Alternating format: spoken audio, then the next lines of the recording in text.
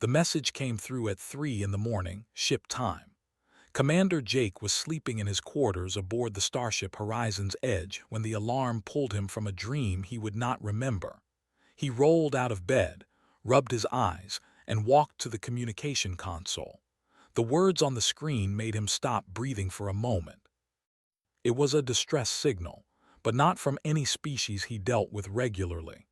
The message came from a planet most of the galaxy had forgotten even existed. Jake sat down slowly. He read the message 3 times to make sure he understood it correctly. They were facing extinction. A massive asteroid field was heading toward their planet.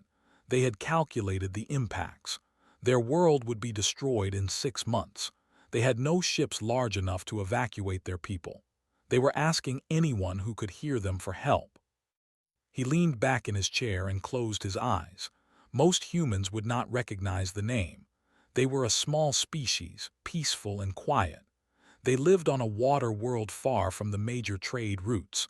They had never fought wars or built empires. In the eyes of the Galactic Coalition, they were nobodies. But Jake knew their history. Every human who paid attention in school knew it. 70 years ago, Earth had faced its darkest hour. A disease called the plague had spread across the planet. It killed fast and it killed without mercy.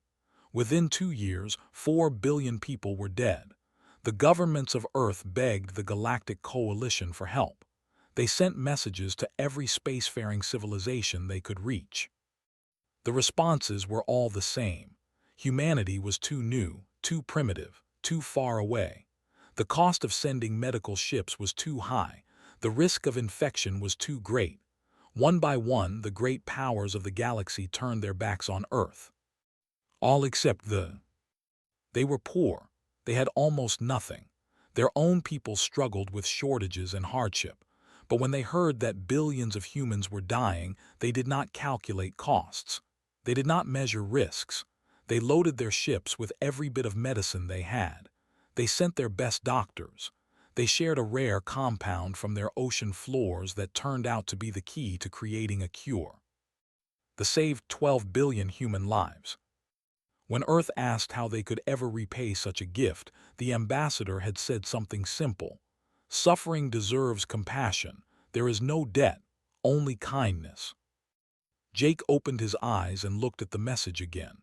They had never asked for anything in the 70 years since. They had faded back into obscurity, content to live their quiet lives on their water world.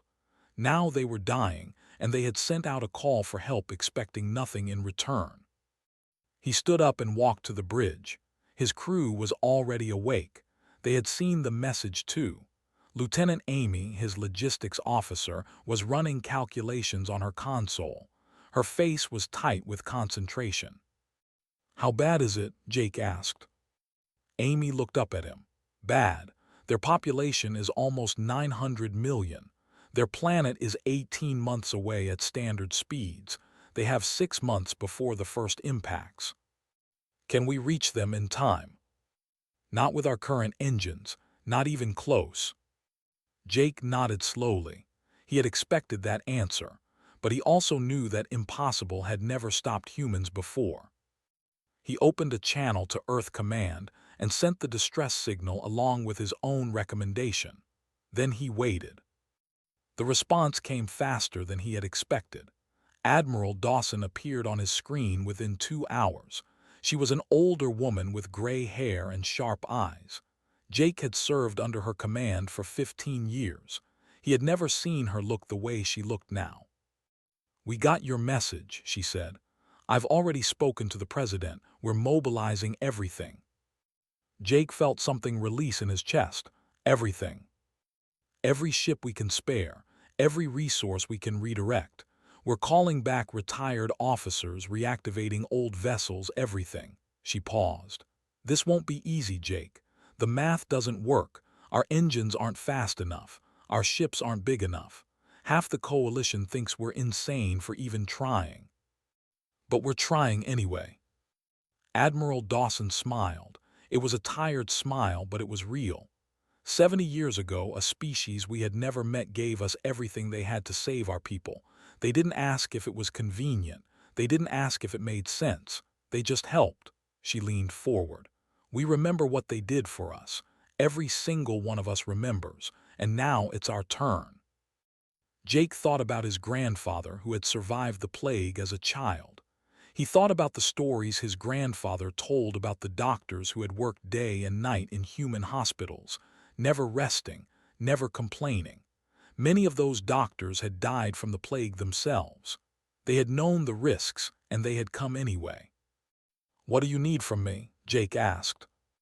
"Stay in position for now. We're going to need the horizon's edge for the evacuation fleet. I'll send you updates as we organize. This is going to be the biggest operation in human history, Jake. We're not just sending a few ships, we're sending everyone." After the call ended, Jake stood alone on the bridge for a long time. His crew worked quietly around him, preparing the ship for whatever came next. Amy walked over to him. "Sir, I've been looking at the numbers. Even if we push our engines to maximum, even if we find some way to go faster, the logistics are almost impossible. We're talking about moving 900 million people across 18 months of space in 6 months. It can't be done." Jake looked at her. The coalition said the same thing about curing the plague. They said it couldn't be done. They said we should accept our losses and move on. He shook his head. They didn't listen to them. They came anyway. They saved us anyway. He turned to face the viewport, looking out at the stars. Somewhere out there, a peaceful species was watching the sky and waiting to die. They had sent their message without hope, expecting nothing but silence. They didn't know that humans never forgot kindness. They didn't know that loyalty was written into human bones. They didn't know that when someone stood with humanity in the dark, humanity would move heaven and earth to stand with them. "Get the ship ready," Jake said. "We're going to find a way. We always do." The emergency council met in a large room deep inside Earth Command headquarters. Admirals, engineers, scientists, and politicians sat around a long table covered with screens and projections. At the center of it all was a holographic display showing the asteroid field moving toward it. Lieutenant Amy stood before them all. She had been asked to present the logistics, and she did not believe in hiding the truth. 900 million people, she said. That is the population we need to evacuate. The is 18 months away at standard speeds. We have 6 months before the first asteroids hit. After that, the planet becomes uninhabitable. She changed the display to show a fleet of ships. To evacuate that many people, we would need at least 300 large transport vessels. We currently have 47. To reach them in time, we would need engines that travel 3 times faster than anything we have ever built. Those engines do not exist. The room was silent. Admiral Dawson sat with her hands folded, watching Amy with steady eyes. A voice came from the corner of the room.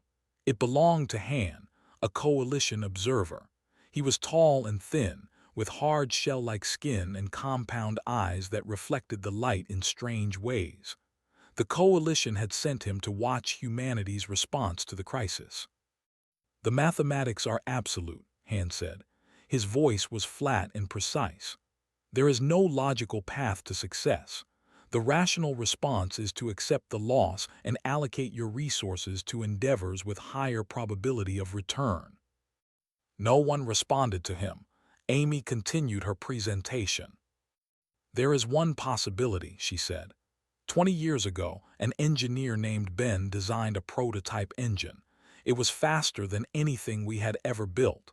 But the cost of production was too high, so we only ever built 2 of them. She pulled up the engine specifications. If we could reproduce these engines and install them on a fleet of ships, we might be able to reach the in time. An admiral at the table shook his head. Those engines took 3 years to build. Each one cost more than a battleship. How are we supposed to build hundreds of them in 3 months? "I don't know," Amy admitted. "But I know that if we don't find a way, 900 million people will die." The meeting ended without a clear solution. But as people filed out of the room, Admiral Dawson pulled Amy aside. "Find Ben," she said. "Bring him here." Ben lived in a small house by a lake in Montana. He was 73 years old and had been retired for 15 years. When Amy arrived at his door, he looked at her with tired eyes and sighed.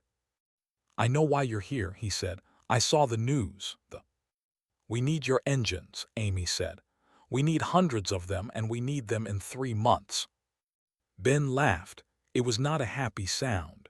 "Do you know how long it took to build the first one? Do you know how many problems we had to solve? The materials alone take months to process." "We know, but we're asking you to try anyway." He stared at her for a long moment. Then he turned and looked out the window at the lake. The water was calm and blue, reflecting the morning sky. "My grandmother died in the plague," he said quietly. "She was one of the first. My parents survived because a doctor worked on them for 40 hours straight. He didn't sleep. He didn't eat. He just kept working until they were stable." He paused. "That doctor died a week later. The plague got him too." Amy said nothing. She waited. Ben turned back to her. "What do you need?" What happened next was something the galaxy had never seen before. Earth's government declared a state of emergency. 40% of the planet's industrial output was redirected to a single goal: building the evacuation fleet. Factories that made cars and appliances switched to making engine components. Steel mills worked around the clock. Mining operations doubled their output. Universities emptied as engineering students volunteered to work on assembly lines. Professors joined them, sharing their knowledge on the factory floors. Retired engineers came out of hiding, pulling out old blueprints and teaching young workers skills that had almost been forgotten. Private citizens began donating their personal spacecraft. Wealthy families gave up their luxury yachts. Cargo companies offered their freighters. Mining corporations lent their ore haulers. Within weeks, a fleet began to take shape in orbit around Earth. Han watched all of this with his compound eyes, trying to understand what he was seeing. He reported to the Coalition every day, describing humanity's response in detail. "They are crippling their economy," he said during one transmission. "Their markets are unstable. Their production of consumer goods has collapsed. Their people are working themselves to exhaustion. All of this for a species that offers them nothing in return." The Coalition leadership responded with confusion. This behavior did not match any model they had for rational species. Surely humanity would realize their mistake and stop before it was too late. But humanity did not stop. Ben worked 18 hours a day, coordinating the engine production. He solved problems that should have taken months to solve. He trained workers who had never built anything more complex than a coffee maker.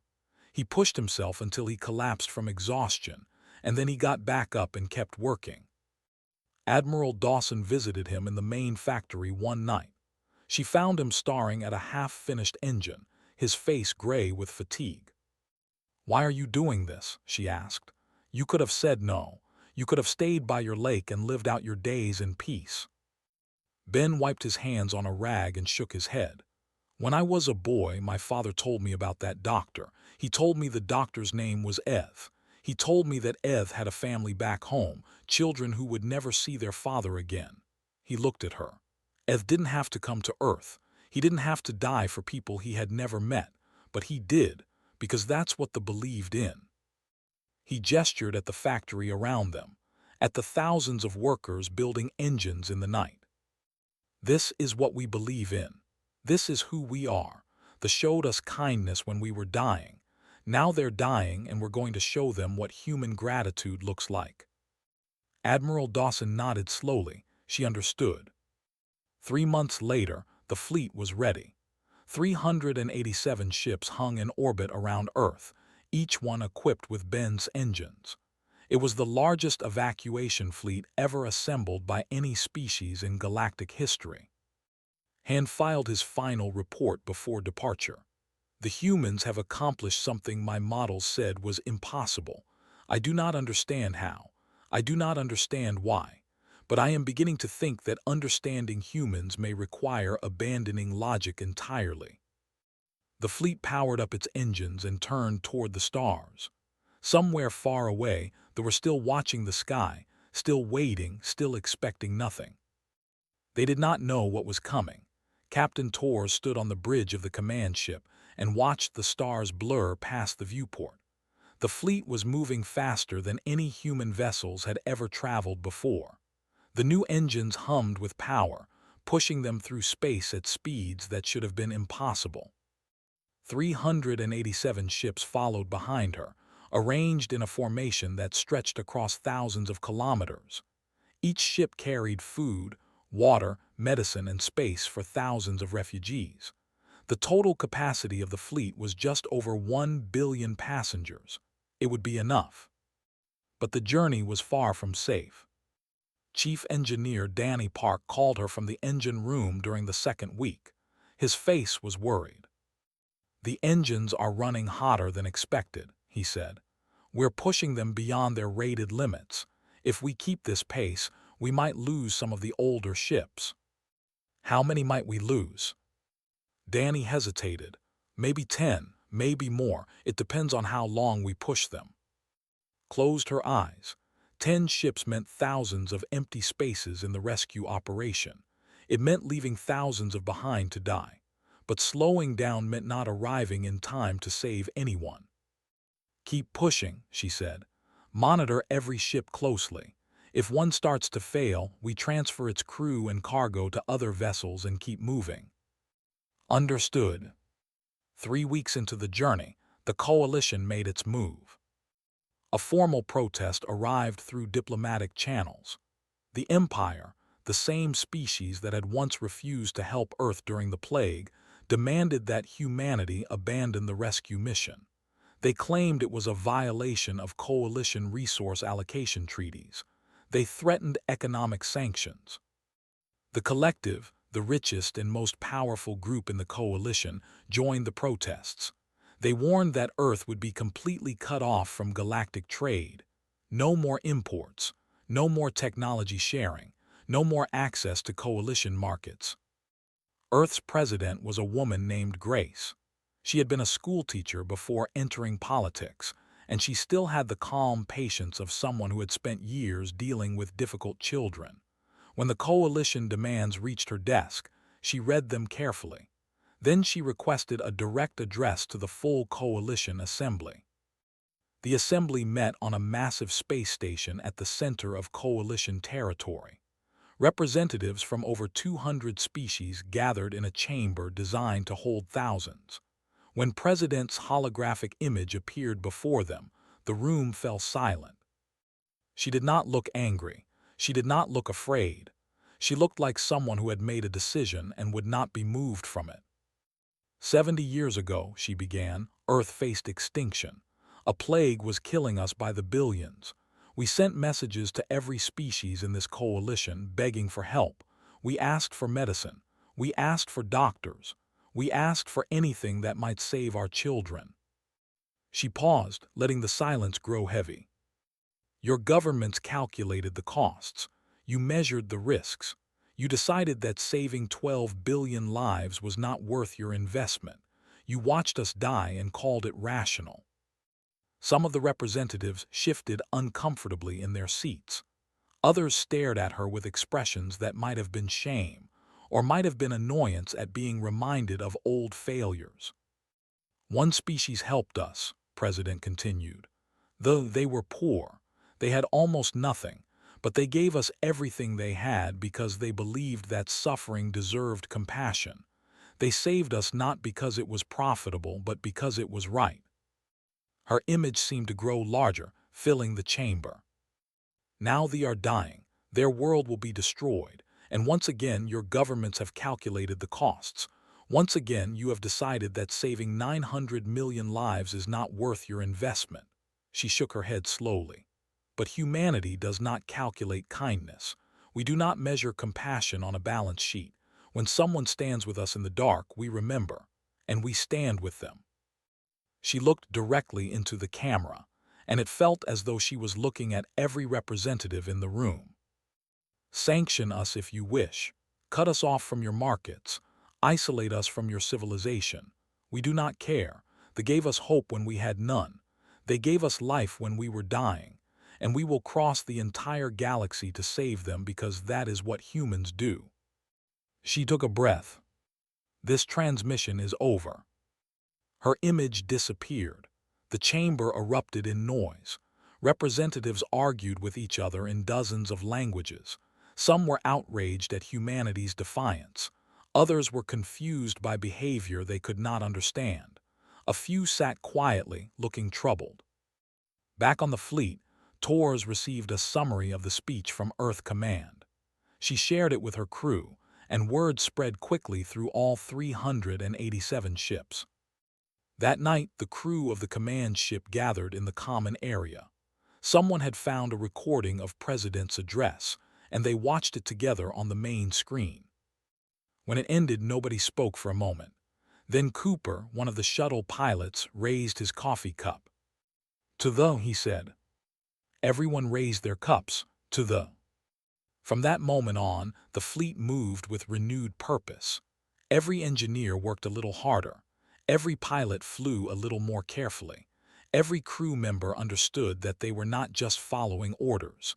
They were honoring a debt that could never truly be repaid. The coalition sanctions began to take effect 2 weeks later. Trade ships stopped arriving at Earth's ports. Technology transfers were halted. Economic agreements were suspended. Earth's economy suffered. Markets fell. Shortages began to appear, but the people did not complain. They tightened their belts and made do with less. They understood what was at stake. On the fleet, the journey continued. Ships pushed their engines to the limit. Some failed and had to be abandoned, their crews rescued and redistributed to other vessels. But the fleet kept moving, kept pushing, kept closing the distance between humanity and the people they had sworn to save. Han, still aboard as an observer, sent regular reports back to the coalition. His messages grew shorter and more confused as the weeks passed. "I have studied many species," he wrote in one transmission. "I have observed rational behavior and irrational behavior. I have seen greed and fear and ambition, but I have never seen anything like this. The humans are destroying their own prosperity to save strangers. They are suffering for a species they owe nothing to.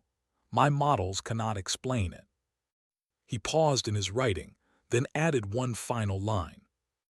"I am beginning to think that perhaps my models are missing something important."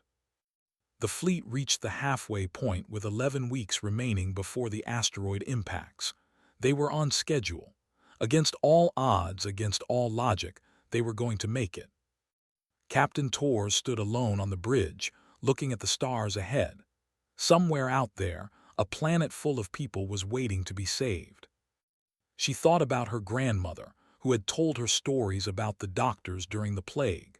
She thought about the sacrifice those doctors had made, giving their lives for people they had never met. Now it was humanity's turn to sacrifice, and they had never felt more proud to do so. That was beautiful. It hung in space like a blue and green jewel, covered in vast oceans broken by chains of islands. Cloud formations swirled across its surface, white against the deep blue. From orbit, it looked peaceful and eternal. But Captain Tors knew what was coming. In 11 weeks, the sky would fill with fire. The asteroids would strike the oceans and vaporize millions of tons of water. The impacts would create waves hundreds of meters high. The dust would block out the sun. Everything on the surface would die. The fleet entered orbit and began transmitting messages to the planet below. For several hours, there was no response. Began to worry that they had already given up, that they had accepted their fate and stopped hopping for rescue. Then a voice came through the communication system. It was soft and musical, filtered through translation technology. "This is Elder of the People. We have received your transmissions. We do not understand. Who are you? Why have you come?" Smiled and leaned toward her microphone. "Elder, this is Captain Tors of the Earth Evacuation Fleet. We received your distress signal. We are here to take your people to safety." There was a long silence. When spoke again, their voice was shaking. "That is not possible. Our message was sent without hope. We expected nothing. We expected to die alone." "You're not going to die," said. "We have 387 ships ready to evacuate your entire population. We have food, water, medicine, and room for everyone. Earth has offered you a new world in our territory. You will be safe." Another silence, longer this time. When finally spoke, could hear that the elder was crying. "We are a small people. We have nothing to offer you. Why would you do this?" Thought about the stories she had heard all her life. The doctors who had traveled across the galaxy to save dying humans. The sacrifices they had made. The kindness they had shown without asking for anything in return. 70 years ago," she said, "your people saved us. You came to Earth when no one else would. You gave us everything you had because you believed that suffering deserved compassion. We never forgot that, and now we're here because we believe the same thing." The evacuation began within hours. Shuttle pilots like Cooper flew endless trips between the fleet and the surface. They landed on beaches and in city squares. They loaded families onto their ships, helping the young and the old and the sick. There were small, amphibious beings with soft skin and large, dark eyes. Many of them cried as they left their homes for the last time. The work was exhausting. Crews worked 20-hour shifts, sleeping in their cockpits when they could no longer stay awake. Medical officer Dr. Chris Palmer set up emergency clinics aboard every transport ship, treating who were suffering from stress and fear. Many of them had never been in space before. Many of them had never imagined they would have to leave their world. But they were alive. That was what mattered. 3 weeks into the evacuation, something unexpected happened. A convoy of ships appeared at the edge of the system. They were not human vessels.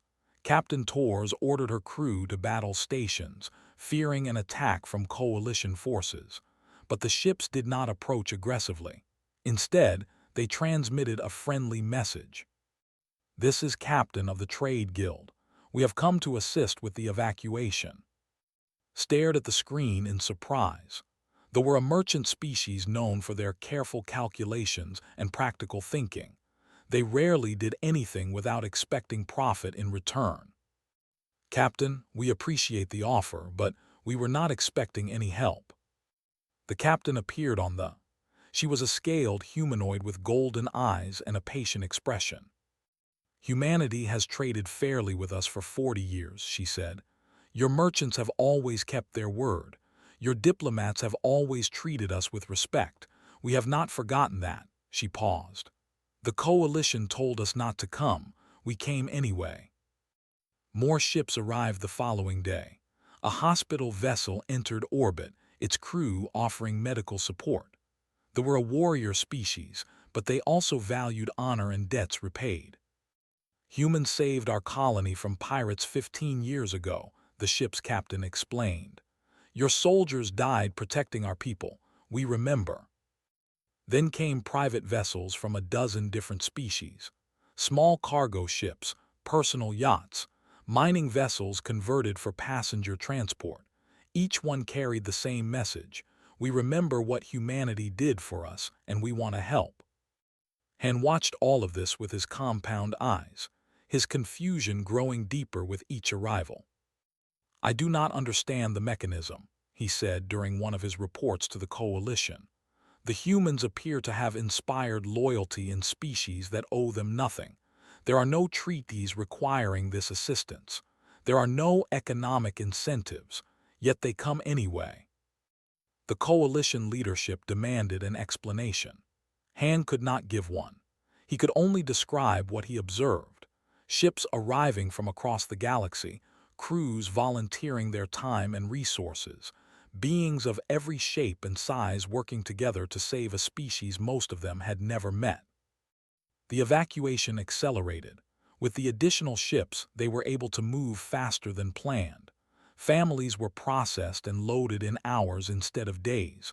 Emergency supplies stretched further. Medical care improved. Elder visited the command ship during the 5th week. They were old, their skin wrinkled and their movements slow, but their eyes were bright with emotion. "I have lived many years," said, standing in Captain Tor's office. "I have seen my people flourish and I have seen them struggle. I have seen joy and sorrow, but I have never seen anything like this." They gestured toward the viewport, where dozens of ships from different species hung in orbit, all working toward the same goal. "When we sent our doctors to Earth, we did not expect gratitude. We did not expect repayment. We simply believed that kindness was its own reward." His voice trembled. "But humanity has taught us something new. You have shown us that kindness creates more kindness, that compassion spreads like ripples in water, that one act of goodness can change the universe."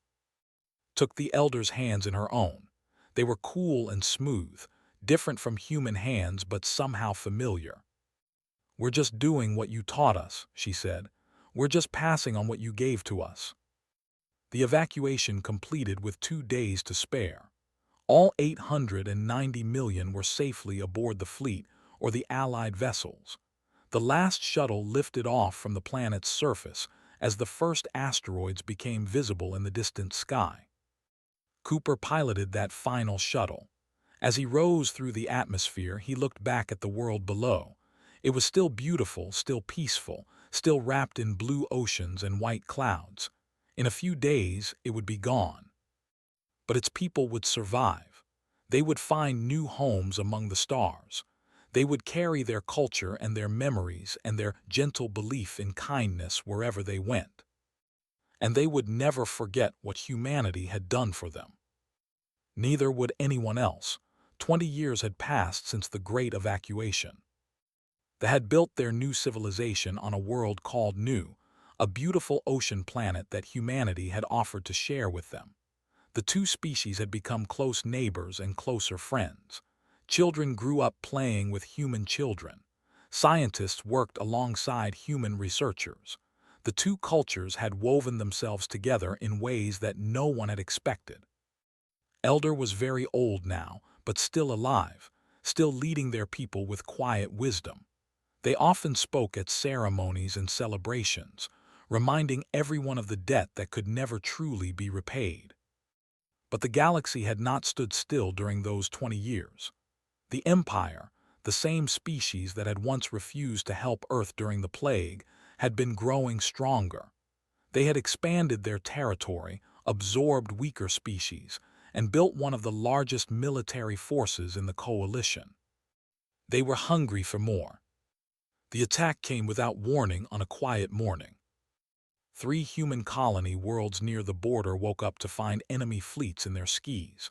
They had sent hundreds of warships, equipped with weapons that Earth had never seen before. They demanded unconditional surrender. They claimed that humans had violated trade agreements, broken treaties, insulted honor. The reasons did not matter. Everyone knew the truth. They had decided to take what they wanted, and they expected no one to stop them. Earth's military responded immediately, but they were outnumbered. The colonies had basic defenses, nothing compared to the Armada. Desperate messages went out to the Galactic Coalition, asking for assistance. The Coalition's response was familiar. They cited non-interference protocols. They calculated costs and risks. They expressed regret and offered nothing. President, now retired and living on her family farm, watched the news with tired eyes. Some things never changed. But then something happened that no one expected. The fleet arrived first. They had spent 20 years rebuilding their civilization with human help. Their ships were modern now, equipped with technology they had developed together with their human neighbors. It was not a large fleet, but it was everything they had. Elder addressed the commander directly. Their voice was calm and steady. You may not remember us. We are small and we have never been important, but we remember what humanity did for us when we were dying. They crossed the galaxy to save us when no one else would. Now we cross the void to stand with them." The commander laughed and told to flee while they still could. They did not move. Within hours, more ships arrived. The Trade Guild declared a complete embargo against the Empire. Every merchant ship refused to carry goods. Trade routes collapsed overnight. Supply lines stretched thin. They dispatched their warrior medics to the front lines. These were soldiers trained in both combat and healing, feared throughout the galaxy for their skill in both arts. They did not come with many ships, but every ship they brought was worth 10 ordinary vessels. More species followed. Some sent warships, others sent medical supplies and food. A few sent only messages of support, but even those messages carried weight. 18 species in total answered humanity's call, not because they were obligated by treaty, not because they expected payment or profit, but because humanity had helped them in the past, because humans had been fair in trade, honest in diplomacy, and generous in crisis. They had expected an easy conquest. They found themselves facing an alliance that existed on no official document, bound by no formal agreement. It was an alliance of memory and gratitude, built on decades of kindness repaid with kindness. The war turned within weeks. Supply lines faltered under the embargo. Their advance stalled against the combined defense forces. Their soldiers grew uncertain as they realized they were not fighting one species, but many. The final battle took place above a human colony called New Haven. They brought their largest ships, determined to break through by sheer force. But the combined fleet held the line. Ships fought alongside human destroyers. Warriors defended evacuation routes. Vessels blocked retreat paths. When the flagship finally retreated, its hull burning and its commander humiliated, a cheer rose from every ship in the Allied fleet. The war ended with the Empire's surrender. They were forced to give up their new conquests and pay reparations to the worlds they had damaged. The coalition, embarrassed by their own inaction, was forced to acknowledge the new power block that had emerged. But this power was not built on economic strength or military might. It was built on something the coalition had never understood. It was built on trust. The victory celebration was held on New, where human and delegations gathered together in a great hall overlooking the ocean. Representatives from all 18 allied species attended, sharing food and stories and laughter. Elders stood to address the gathering. Their voice was thin with age but strong with feeling. Many years ago you asked us why we helped Earth during the plague. We told you, suffering deserves compassion, but you taught us something greater. They looked around the room at the faces of so many different beings gathered together. You taught the galaxy that kindness is never forgotten, that debts of the heart are always repaid, that loyalty given is loyalty earned. They smiled, their dark eyes shining. This is the human way, and now it is becoming the galactic way. The applause lasted for a long time. Far away on Earth, Commander Jake watched the ceremony on his. He was an old man now, his hair white and his hands unsteady. But his mind was still sharp and his heart still remembered everything. His granddaughter Sophie sat beside him. She was a young officer herself now, just starting her career. She had heard the stories of the evacuation all her life, but seeing the celebration made them feel real in a way they never had before. "Grandpa," she asked, "what are you thinking?" Jake was quiet for a moment. He watched the Inhumans dancing together on the screen, watched the representatives from 18 species raising their glasses in toast. "I'm thinking," he said slowly, "that the universe finally understands what we've always known." Sophie leaned closer. "What's that?" He turned to look at her, and in his old eyes she saw the same fire that had driven him across the galaxy to save a species he had never met. "You take care of the people who take care of you," he said. "You remember who stood with you in the dark, and you never ever forget kindness." He smiled. "That's what makes us human, and sometimes that changes everything."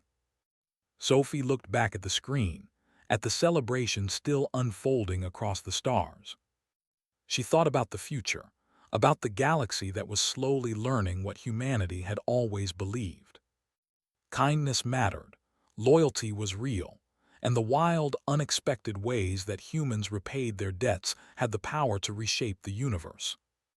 The celebration continued long into the night, and for the first time in galactic history, the darkness between the stars felt a little less cold.